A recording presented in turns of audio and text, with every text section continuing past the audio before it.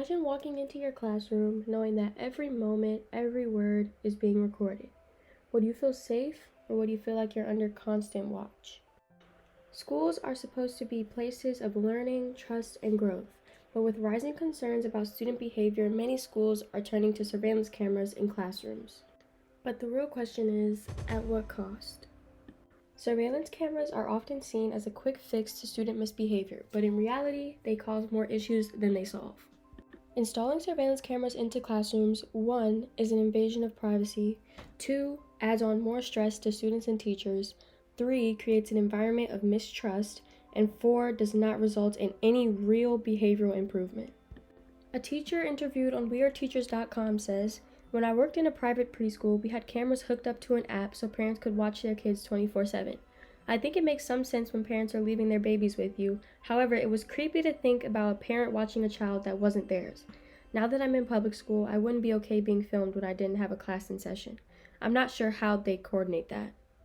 Many education experts warn that surveillance in classrooms leads to higher anxiety and discourages open conversations. Because all of this revolves around our students' well-being, it is imperative that we hear students' opinions on this topic. How would you feel if surveillance cameras were installed in your classrooms?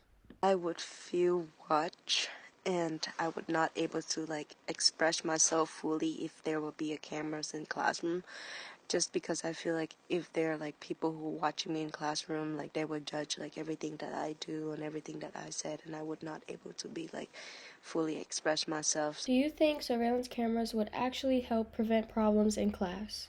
I think surveillance cameras could scare away a couple of students from misbehaving in class, but overall, I think that issues like bullying or deeper conflicts between students in a class, you might not be able to see that just through a recording, which is what the surveillance camera is.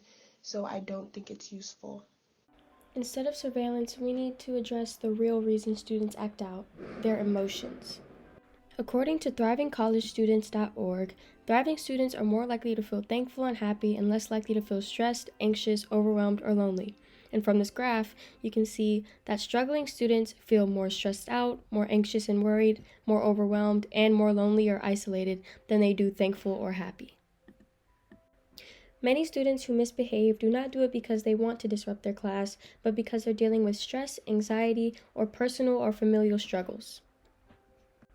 Investing in mental health support and better student-teacher relationships is a more effective way to improve behavior than installing cameras. According to the International Journal of Environmental Research and Public Health, in general, mental health programs through school-based mental health services, or SBMHS, were found to have a positive effect on emotional and behavioral problems. To get a professional perspective, I spoke with Dr. McDowell, a school psychologist at School Without Walls High School. She works with students every day and understands the real challenges behind misbehavior in classrooms. Have you seen positive results from programs that focus on student well-being? Hi, yes, I've seen multiple programs that have resulted in great impact for student well-being. For us, we have individual opportunities for students to engage in mental health support. There's also group opportunities, whether that's executive functioning support, anxiety groups, self-efficacy groups. There's grief groups as well to help students deal with a number of issues over time. What alternatives do you think work better than punishment-based discipline? Focusing on a student who is maybe have some behavioral challenges is important. Some alternatives to just punishment-based discipline are really understanding the student and understanding where they're coming from, why they behave in the way they do, and then preparing or providing some interventions specific to that. Part of that is getting to know a student on a more personal level, getting to know their name and who they are, and building rapport with that student to have a positive influence on them. At the end of the day, students don't need cameras watching their every move. They need schools that understand them, support them, and help them grow. The best way to improve behavior isn't by watching students, it's by helping them. Let's invest in solutions that actually make a difference.